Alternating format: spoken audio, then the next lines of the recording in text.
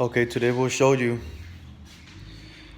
just in case your engine is not working, we have a few things that might be the problem. Either it could be your spark plug wire that's right here on top of the engine. By the way, this is a 3 horsepower Briggs & Stratton. Pretty little antique engine. It still has the original color and stuff. So this thing was loose. They couldn't have it on. So what I did was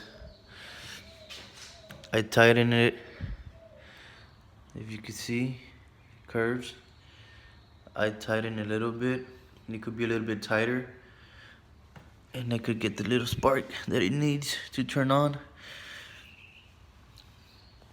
Now here, and this is what it looks like.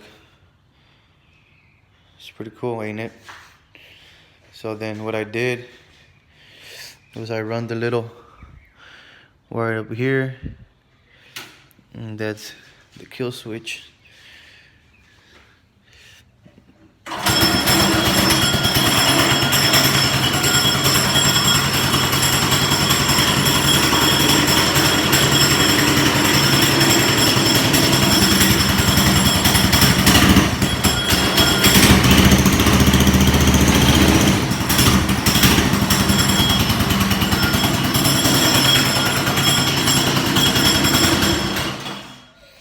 So there you have it, this bad boy.